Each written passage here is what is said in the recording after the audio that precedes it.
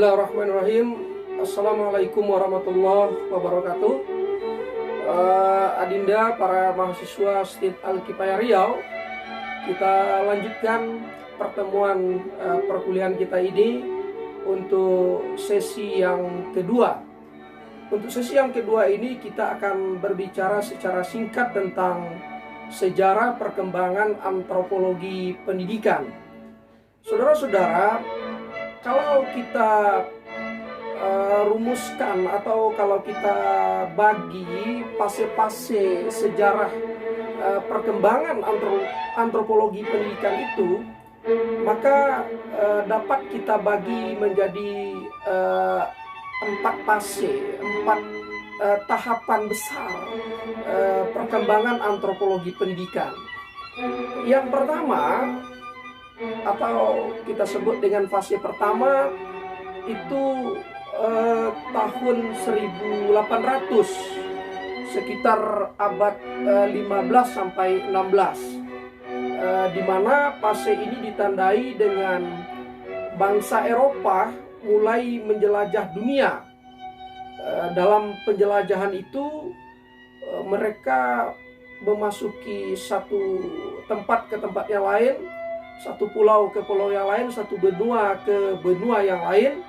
Dan di tempat-tempat yang mereka singgahi itu, mereka menemui beraneka ragam budaya, beraneka ragam suku-suku bangsa, mulai dari perbedaan suku, perbedaan fisik, perbedaan bahasa, perbedaan budaya. Nah, apa saja yang mereka temukan ini mereka catat dalam jurnal perjalanan. Jadi temuan-temuan mereka ini mereka catat dalam jurnal perjalanan.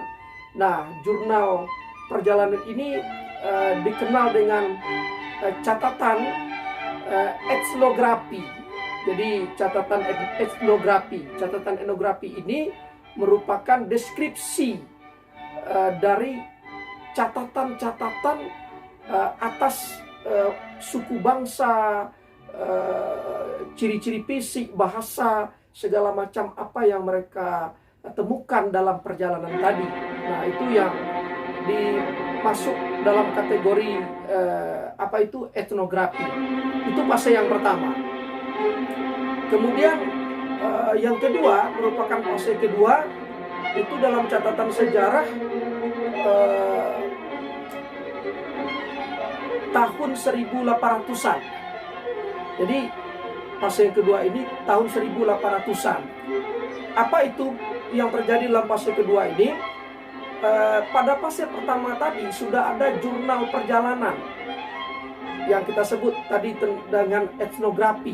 Nah, pada fase yang kedua, etnografi ini mulai disusun menjadi sebuah karangan, menjadi sebuah tulisan berdasarkan evolusi berpikir pada saat itu.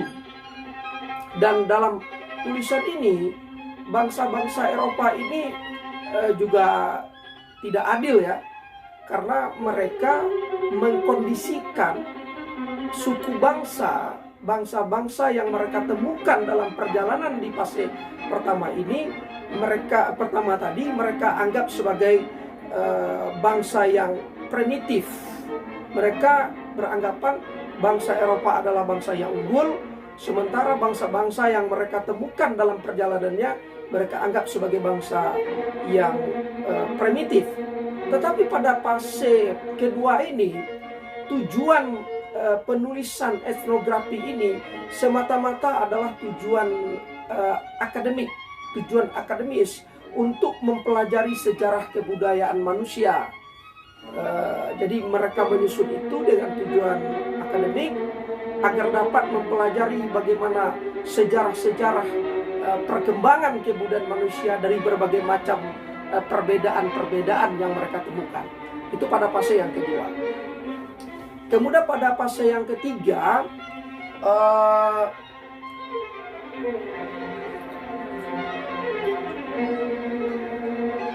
itu pada awal abad ke-20. Jadi pada awal abad ke-20 ini merupakan fase perkembangan antropologi yang antropologi pendidikan yang ketiga pada awal abad ke-20.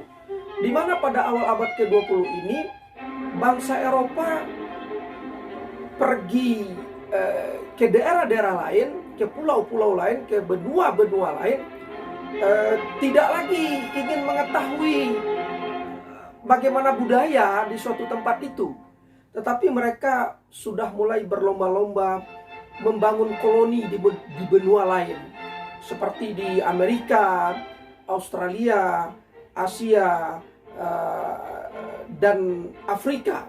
Jadi mereka pergi ke benua-benua tersebut dalam rangka membangun koloni baru. Nah, dalam penjelajahan dan penjajahan mereka ini tentu muncul berbagai macam kendala, seperti perlawanan-perlawanan yang dilakukan oleh bangsa-bangsa atau masyarakat di mana mereka ingin membangun koloni di sana, dan juga kendala dari cuaca yang tidak bersahabat yang mereka alami. Nah, yang tadinya etnografi itu tujuannya untuk akademik saja pada fase yang kedua, pada fase yang ketiga ini etnografi atau mereka mempelajari kebudayaan di suatu tempat itu bertujuan untuk mencari di mana titik lemah dari masyarakat yang mereka kunjungi. Untuk apa gunanya? Agar titik lemah itu mereka manfaatkan untuk dapat menguasai daerah tersebut, atau setidak-tidaknya membuat masyarakatnya tidak melakukan perlawanan. Masyarakatnya merasa nyaman dengan kedatangan mereka. Kalau kita baca sejarah, seperti masuknya bangsa-bangsa Eropa ke Indonesia, itu kan pada awalnya untuk mencari rempah-rempah. Kita sangat terkenal dengan seorang Belanda yang bernama Sonok Kronje di daerah Aceh ya. Dia mempelajari kebudayaan di daerah itu, dengan tujuan apa? Dengan tujuan untuk mempergunakan kebudayaan itu agar menindabobokkan masyarakat, sehingga masyarakat itu merasakan bahwa kalau dunia ini tidak boleh dikuasai, tapi hanya belajar ilmu agama saja, ilmu agama ya untuk agama, tidak boleh dipergunakan untuk dunia, gitu. Jadi sehingga terjadi dikotomi yang sangat tajam itu antara ilmu-ilmu agama dengan ilmu-ilmu kealaman, ilmu-ilmu pengetahuan, ilmu-ilmu teknologi, sehingga masyarakat membuat jauh dari teknologi. Nah, ini dengan maksud akan menindabobokkan masyarakat, tidak terlalu peduli dengan kehadiran bangsa-bangsa Eropa pada saat itu yang tujuannya hanya sebatas seperti berdagang saja, tetapi sesungguhnya mereka sudah mulai melakukan imperialisme, penjajahan pada tempat-tempat yang mereka kunjungi. Nah, kemudian yang terakhir, fase keempat itu setelah tahun 1930-an. Nah, ini terjadi perkembangan yang sangat pesat, di mana daerah-daerah koloni bangsa-bangsa Eropa ini tadi mulai terjadi pergeseran budaya. Apa pergeseran budaya yang terjadi? Budaya-budaya Eropa itu mulai mencaplok, menguasai budaya-budaya tempatan, sehingga budaya-budaya tempatan begitu terpengaruh dengan budaya Eropa. Cara kehidupan mereka, cara pergaulan mereka itu mulai menyukai budaya-budaya Eropa, yang mengakibatkan budaya-budaya tempatan, budaya-budaya asli itu menjadi tergusur. Nah, pada fase yang ketiga ini merupakan fase yang juga membuat perubahan besar di dunia, di mana terjadi perang besar. Itu kita kenal dengan Perang Dunia Kedua ya. Kalau kita baca sejarah bagaimana